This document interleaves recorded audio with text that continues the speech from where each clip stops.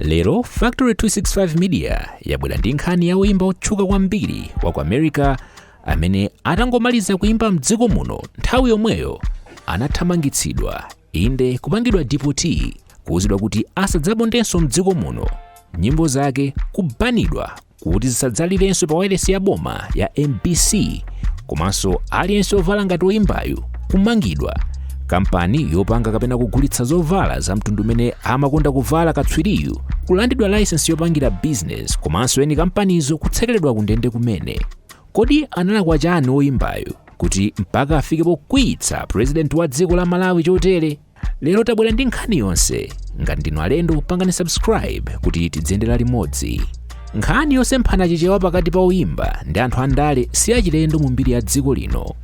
Mu video yathu ina mbuyomu tinakamba zoopsa zimene oimba wena mdziko muno Bile Kaunda komanso Everson Matafale anakumana nazo chifukwa choimba nyimbo zodzudzula atsogoleri andale.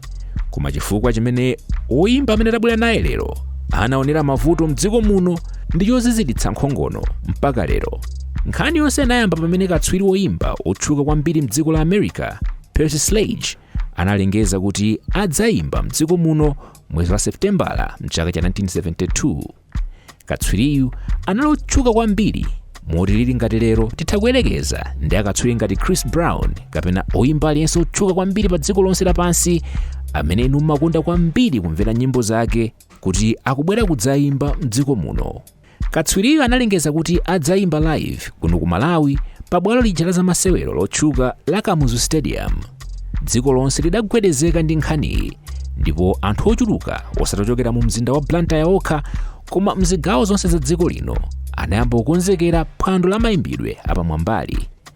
Tsiku la show litafika, misewu ya ku Blantyre inadzadza ndi anthu olowera ku Kamuzu Stadium, ndipo stadiumuyi inadzadziratu mpaka kumapeto kwenikweni, ndipo aka kanali koyamba kuti anthu adzadze mu stadiumuyi chotere. Katswiriyu atayimba nyimbo zake zotchuka monga When a Man Loves a Woman komanso Take Time to Know Her. Stadium yonse idagwedezeka. Anthu anasangalala kwambiri ndi katswiriyu, koma chinthu china chinachitika chomwe chinadzidzimutsa anthu. President wa dziko lino nthawi imeneyo Kamuzu Banda analamula kuti katswiriyu apangidwe deportee kuthamangitsidwa mdziko muno nthawi yomweyo, ndipo izi zinachitikadi. Katswiriyu anamuwuziratu kuti asadzayerekeze kupondanso mdziko muno. Nyimbo zake zinabanidwa pa wireless ija ya boma ya NBC yomwe inali wireless yokhayo mdziko muno nthawi imeneyo. Sizinathere pompo, komanso katswiriyu ankakonda kuvala matrauza aja okula kumiyendo wena amati flare kapena kuti bell bottom, ndipo Kamuzu Banda analamula kuti matrauza awa ndoletsedwa kuvalidwa mdziko muno. Kampani zosoka ndi kugulitsa zovala zinaletsedwa kusoka kuyitanitsa ndi kugulitsa matrauza a flare chifukwa cha nkhani, ndipo newspaper ya Malawi News ya pa 14 September 1972 inalemba nkhani imene mutu wake unali osavala mabuluku a bell bottom watero Kamuzu.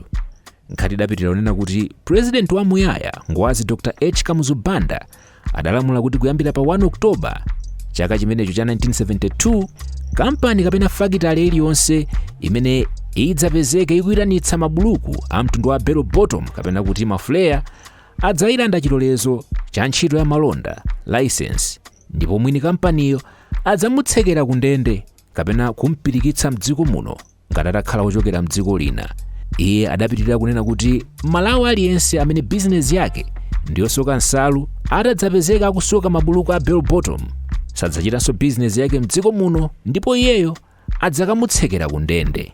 Ngwazi idayankhula izi kulilongwe pamene inkatseka msonkhano waukulu wa chaka wa chipani.